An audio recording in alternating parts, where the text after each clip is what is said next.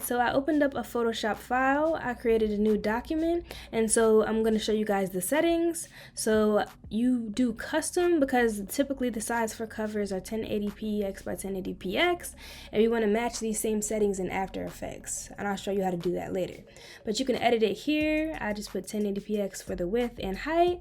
I'm in pixels, and then the color mode is RGB, and the background content I just do white in 8-bit. So then we're going to create the new document. And next we're going to drag our cover in. It's linked in the description where you can download it on genius.com. So we're just going to drag it in, because if you open it, like if you just open the cover, you won't be able to rasterize the image and take it apart. So you got to drag it in from your desktop. So then I'm just going to hit enter, and then I'm going to make some duplicates so we can start. So make sure you have your cover clicked. Then you can go to layer, duplicate layer, hit OK, layer, duplicate layer, OK. I'm going to do about 4. You can always add more later if you need it. Then I'm going to lock it to make sure I always have the original cover handy. So now let's get started. So first we're going to select Brent from the cover. So we're going to use the quick select tool, which is this tool right here. You can hit W on your keyboard for a keyboard shortcut. Then make sure you select one of the covers, and you can turn the visibility off of the other ones. And you can hit select subject. Sometimes it selects it really good, sometimes it doesn't, but let's try it. Alright, so it selected him pretty good, but you can always like add pieces from the quick select, like the pieces that it missed. So that's what I'm gonna do right now. So you just click and like color in where you want to add, like what pieces of him you want to add. But yeah, overall I did a pretty good job. So I'm just filling it in. So we're gonna make sure we have our cover selected, our layer selected, then go to make a mask. Alright, and then we're going to turn off our background visibility, make sure it's transparent, and there we go. So when you make a mask, you can always go back into the mask and like clean it up a bit and clean up the edges. So let's just double click the mask, and then you can hit smooth and then add some contrast so it's not too smoothed out. I don't really want it smooth because it like takes away from his hair, so I'm not going to do that. But yeah, so I don't really have to make much edits to this. So then I'm just going to rename it Brent. Alright. So then next we're gonna remove him from the background, him and the text. So we're gonna turn the visibility on a new layer, and then we can use our lasso tool to draw around him. I'm just clicking and holding with my left click on my mouse, dragging around him. Then make sure your layer is rasterized. Go to right click on your mouse, rasterize layer, so that will allow us to use the content aware fill tool. So then you'll go to edit, content aware fill, and it should remove him. So boom, it removed him. And so this is such a simple background, it's always going to remove it like perfectly when it's just a plain background. But in my other tutorials, you'll see you have to do a little bit more work to remove it when you're using this tool. So select, go to deselect, or you can hit Command D, and now we have our background. So you can also like select the text if we want to do like animate the text in a bit. Yeah, so why don't we do that? I'm going to remove the text. So just use that same process. Alright, there we go. So boom, we have our background. So now we're just going to rename it. Command D to deselect, then rename our layer background layer. Alright, so then I'm going to turn the visibility off on that. And then now we're just going to select the text. We can use the lasso tool, or we can use the rectangular marquee tool. So if you just hit M on your keyboard, you're going to select the text and then make a mask. And so you don't have to worry about the white, because the background, like when we animate the text in, it'll just blend in with the background since the background is the same white. So you don't really have to worry about that. But if you want to like clean it up, like so the edges aren't so sharp, you can use the eraser tool. You hit E on your keyboard and then just like erase pieces away from it. If you don't want it to be like so sharp. So I'm just clicking and holding with my mouse and just you know, making sure the edges aren't too sharp. All right, so we have our text. So yeah, we only need 3 layers for this animation to take it apart. So let's just reorganize. So we have our background layer, we have Brent, and then we have our text. So now we need to export these as PNGs and prepare them to go to, in order to prepare them to go into After Effects. So I'm going to turn off the visibility of the first 2 and then export our background layer. So we're going to go to File, Export, Quick Export as PNG. And then I'm just going to name it background. And I'm going to save it to my desktop so then we can drag it into After Effects. So we'll hit save, and then we'll repeat for Brent, and then lastly the text. All right, so the next step is going to be us bringing in the After Effects. All right, so I opened Adobe After Effects. So we're just going to go to New Project. All right, and then we're going to click New Composition. And then we're going to use the same dimension settings that we used in Photoshop, but let's just rename it Brent Cover Animation. All right. 1080px by 1080px square pixels. I do 30 frame rate, and then you just change the duration here for how long you want the animation to go to. You don't have to worry about that. So I think I usually do like 30 seconds max, but you can always go back and open the composition and change it. All right, so we're gonna hit OK. So now this is how it's going to look. The default is black, but it's really transparent. The default background is black. So we're going to drag in our cover layers. All right, so I'm going to drag in the background. You can just drag it right here in this empty space. We're going to drag in Brent, and then we're going to drag in the text. Okay. So then this like shows the resolution of, because it's kind of blurry right now, but if you change it to full, you'll be able to see like the original clearness. But I usually keep it on 3rd, like when I'm doing the animation, so it doesn't use too much GPU and CPU. All right, but here is our layers on the timeline. If you like aren't a beginner, you already know all this stuff, but like I said before, this tutorial is for absolute beginners, so I want people who have never used After Effects before to, you know, like actually learn how to use everything. So these are our layers here on the timeline. So if you select all your layers, and I'm just going to hold shift and select all the layers, and you move it, you'll no longer see it because this is where the timeline indicator is. So wherever your timeline indicator goes through, then like wherever you move it to and wherever these layers are, that's how you'll see the visibility. So I'm just going to drag these back up to the front. All right, and then let's get started. So first, I usually like to change the layer colors just so they're each easily distinguishable. So background, I'm just gonna make yellow. Brent, will make him orange.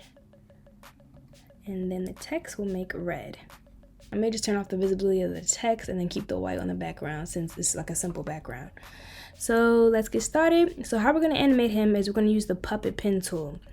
So this is a great function to use to animate images, and you can look at some of my other tutorials where you'll see I typically use this tool when I want to animate like people on the cover. So we're going to start off with the advanced pen tool, and we basically want to place pins where the joints are, and we add places where we want to move and places where we want to stay still. So it takes a little getting used to when you first start using it, but you'll get it the more you use it. So make sure you have your layer selected. Then I'm going to place the first pin at the base of his neck. So I'm just going to zoom in here. And then let me turn the visibility up to at least half so you can see him better.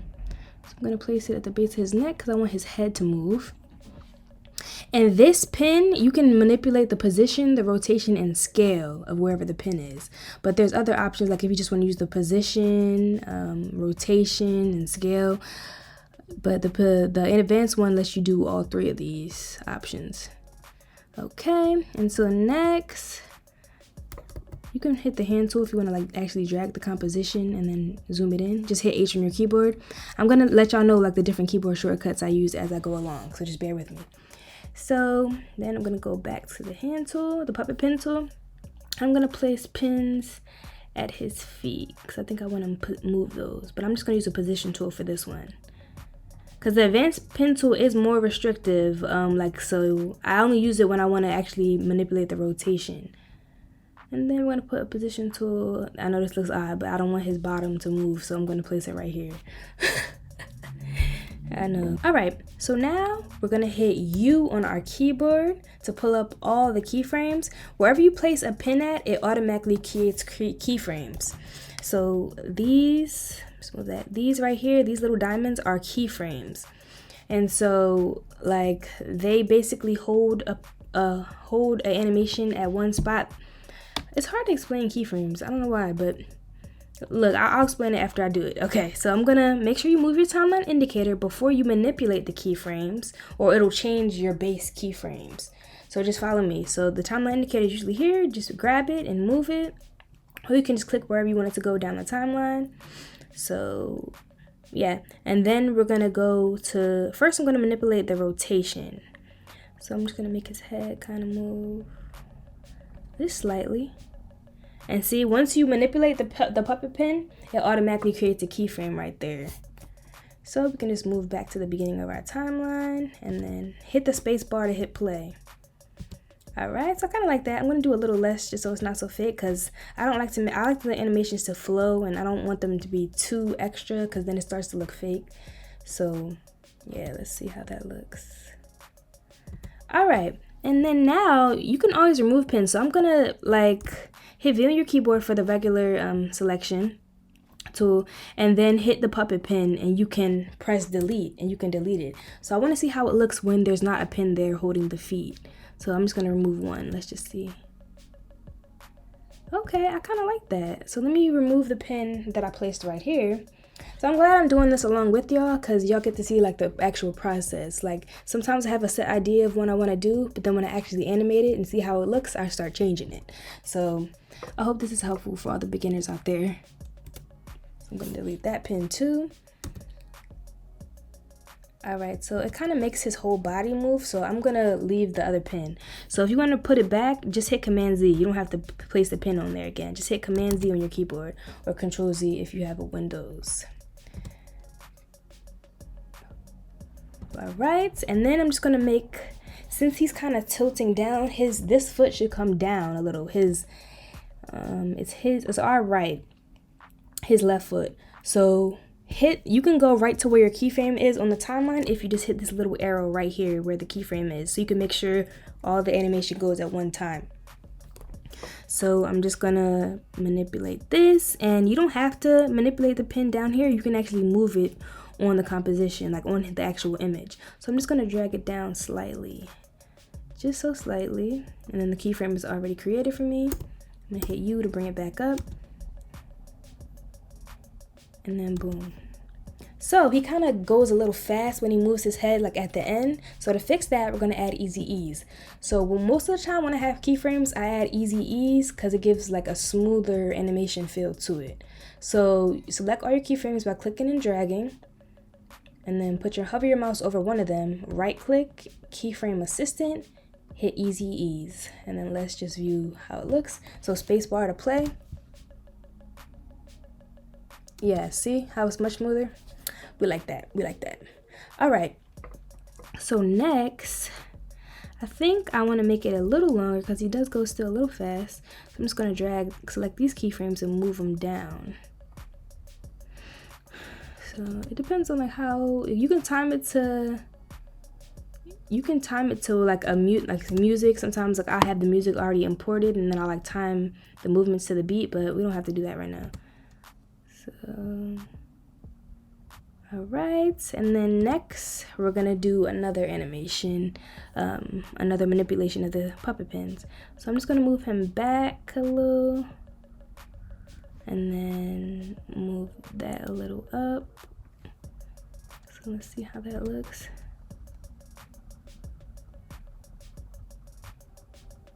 I don't want him to go too far. He's leaning a little too far for me. I'm just gonna change that to 3. Let's see what it's giving. Okay. All right, I'm gonna make that longer. I think it'll look better.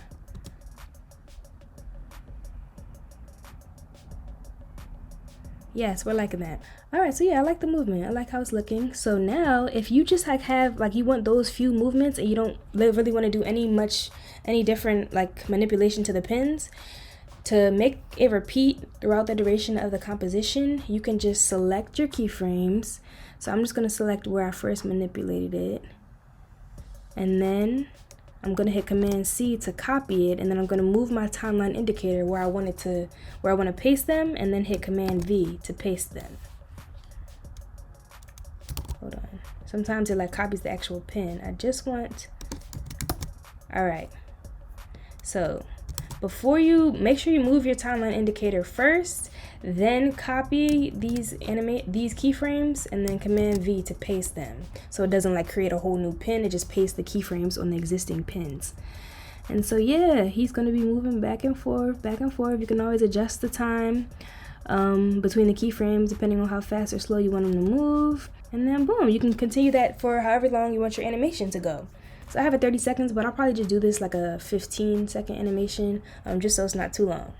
But yeah, that's the first part. So we got Brent animated. And so next we're going to do the text, and then we're going to add some smoke to the cigarette and to his mouth. Alright, so now we're about to add smoke to his cigarette and to his mouth to add some more animation to the cover. So I'm just going to bring in this cigarette smoke first that I downloaded online. So I'm going to put in the description box a link to where you can download this straight from YouTube, and then also the website I use to download assets from YouTube. So we got the cigarette smoke right here. I may scale it to make it a little smaller, and then I'm just going to move it over so it starts completely full.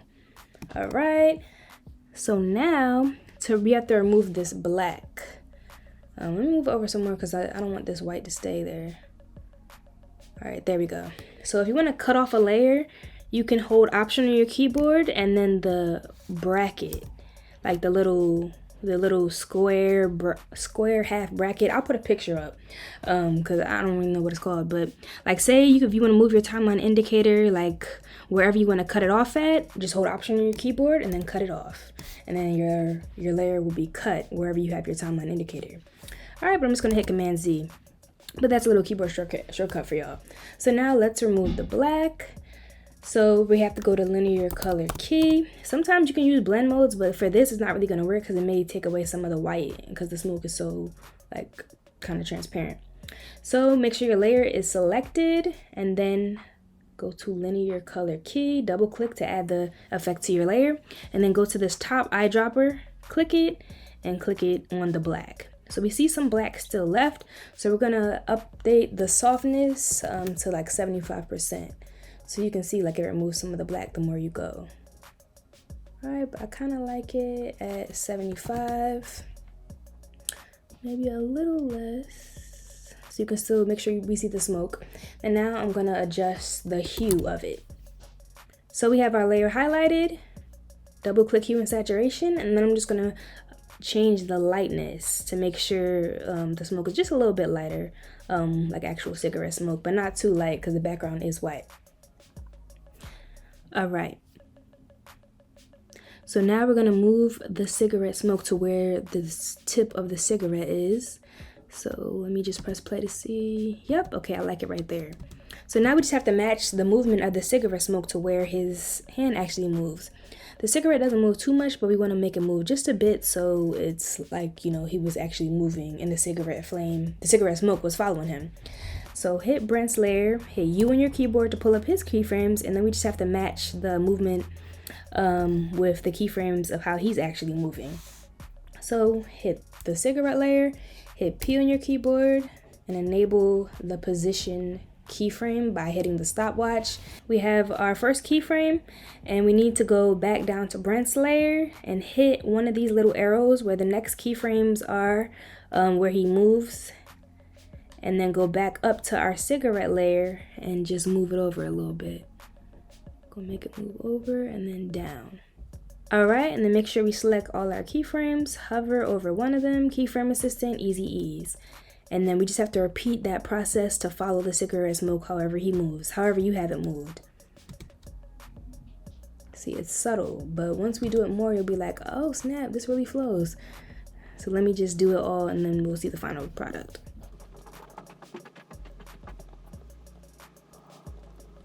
Alright, so boom, I have it adjusted to where I want the cigarette smoke to go.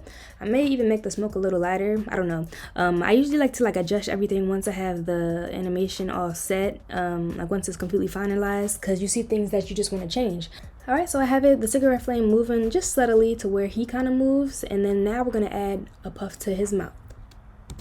Alright, next I'm going to add a puff of smoke effect to his mouth, so I'm just going to bring that video in. Link is in the description box, and we're going to do the same process of removing the black. So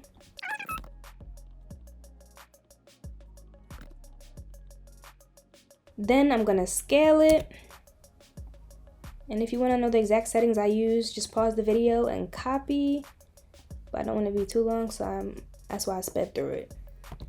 But hit S on your keyboard to pull up scale, and then just minimize, drag your mouse, your left click mouse to the left to make it smaller. And then let's see, puff of smoke. So it starts off like that. So what I'm gonna do is add some opacity keyframe, so it just fades in, and then you see the puff of smoke. So move your timeline indicator. He kind of does it kind of fast. I don't want it to go too fast. So right click on the layer. This is how you can slow down a video that you bring in. And then go to time stretch. And then the stretch factor normally is at 100, but if you want to make it longer, you have to make it increase the stretch factor. So I'm gonna do 130. So then you see here that the layer got longer. So now if we just play the video, it's a little slower. So I'm gonna move my timeline indicator right here, press T on my keyboard to pull up opacity. It's not, oh yeah, I know it's annoying. But then put the opacity to 0. All right, let me see, cause I want it, let's move that a little closer. All right, and then there we go. So I'll have the puff of smoke pop in periodically, during the duration of the animation. But like I said, you can customize it to your liking. All right, y'all, so now we're gonna animate the text. So I brought in this smoke transition effect. It's gonna be linked in the description. And yeah, let's get to animating it. So I'm going to use that same process to remove the black. So I'll be back once the black is removed. All right, so the smoke is removed, and now we see the transition going across. So now we got to make the text fade on before the transition finishes, when it's in the middle and it's kind of covering it. I want the text to cover a little bit more, so I'm just going to make it a little bit less light. All right, and here are my settings here. Pause the video and copy them if you want to use my exact settings. So now let's get the text animated. So to animate the text, let's hide the top of the black smoke, and then we're going to use a masking effect to animate the text. So it kind of fades on when the smoke goes across. So hit the pen tool, then make sure your text layer is selected, and let's just draw around the text in the shape of the text. So we want the F to come on before. So you just have to make the little points, you just have to click with your mouse, and then if you want to make a curve, just drag your mouse, but do not release the left click. And then you can always move the points back and forth. All right, so click, make your curve, move the points, click, move the points, click, move the points. So we have our mask right here. So I'm gonna move that a little over. And that over. All right, so now to animate the actual mask path, hit M on your keyboard to pull up the mask path. So hit the stopwatch to animate the mask path. Before I animate this though, I just want to show y'all something. So if you want to move the whole mask, highlight, you have to click the actual mask under your mask settings, and then make sure you have V, your selection cursor on, and you can move the whole mask. All right, hit Command Z. But if you just want to move a point on the mask, get out of the layer, then just go back to the main layer. Do not hit the mask under here. Then you can go back and manipulate the points, and then that's how you can manipulate each point on the mask. But all right, so I have my stopwatch enabled to animate the mask path. I'm just gonna move it over because the text comes that way, so we have to make the visibility.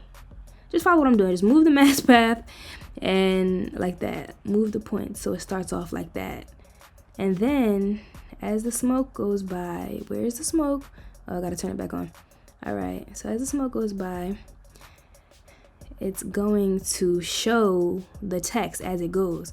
So when it fully goes by, I'm gonna click our mask path again and then move the points back over so it kind of reveals it as it goes. All right. And then we're gonna add some feathers so it's not like too blunt. So hit M multiple times on your keyboard to adjust the feather of the mask. Let's see how it's looking now. All right, we got that pretty good on the first go. So like I said, if you want to do some more adjusting and customization, just manipulate the feather and the mask path to your liking. But that's how we're going to animate the text. All right, y'all, so we're on to the last step of our animation. So we're just going to animate him coming into the screen from the bottom. So I do want to show y'all really quickly, if you want to make copies of your layers, you can also hit Command D on your keyboard other than Command C and then Command V, which is copy and paste.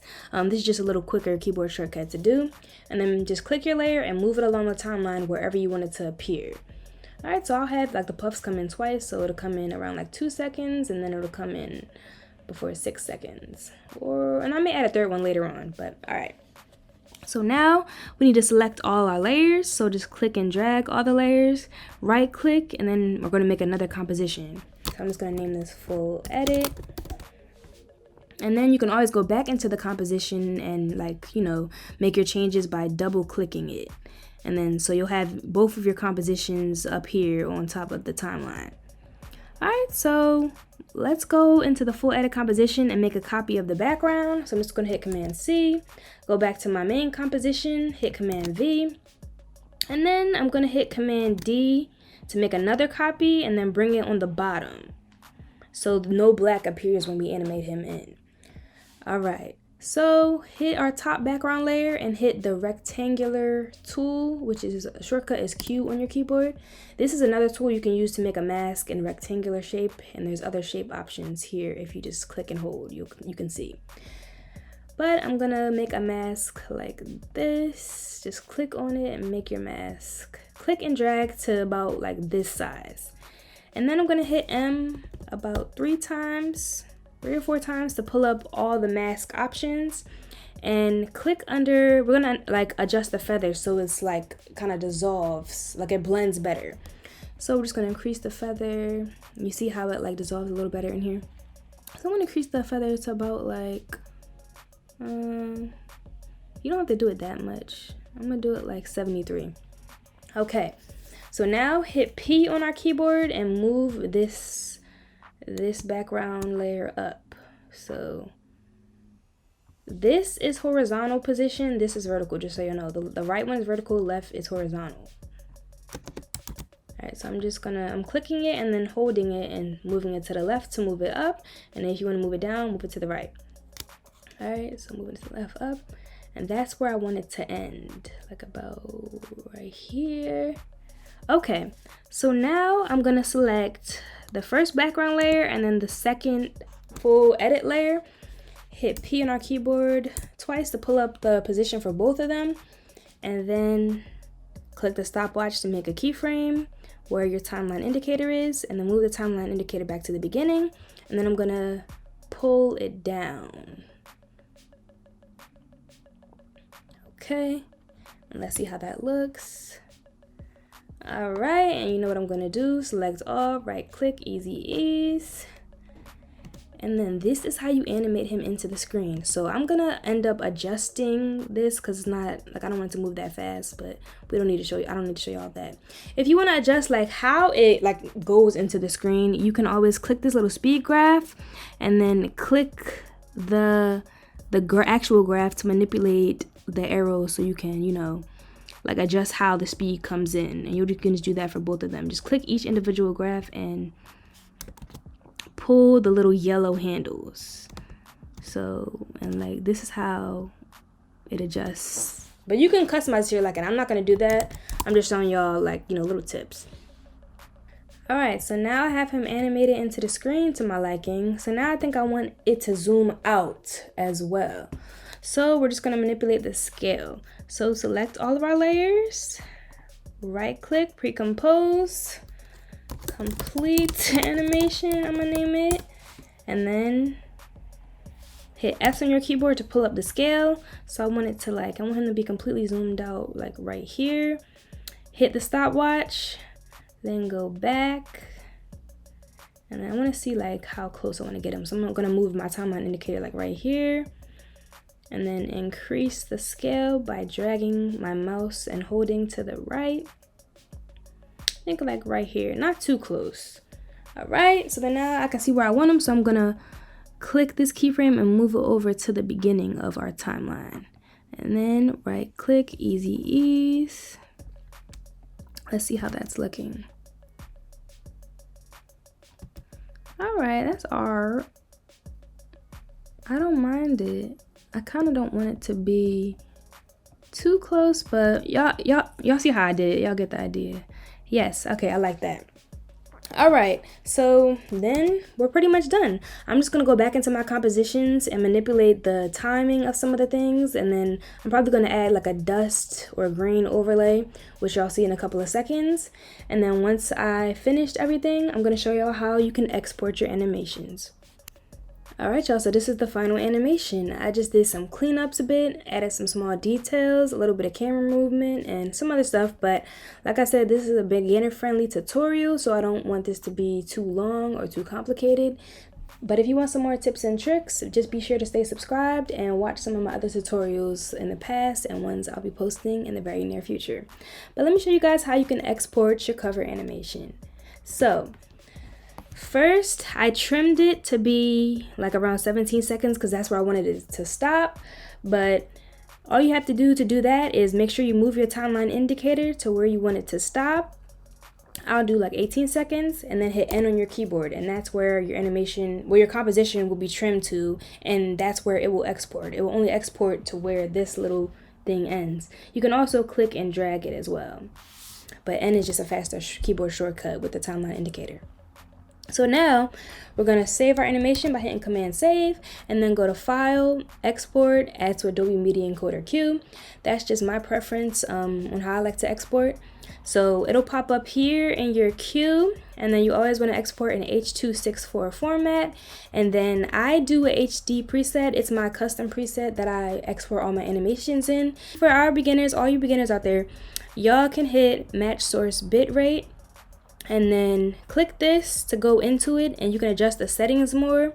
You can also you can hit use maximum render quality to make sure you're getting the best rendering of your animation. And you can also click the output name to change it, but I'm fine with it being called this. And you can choose where you want to save it, and I always do it to my desktop because it's just the easiest. All right, so we're going to hit save, and then we're going to click OK.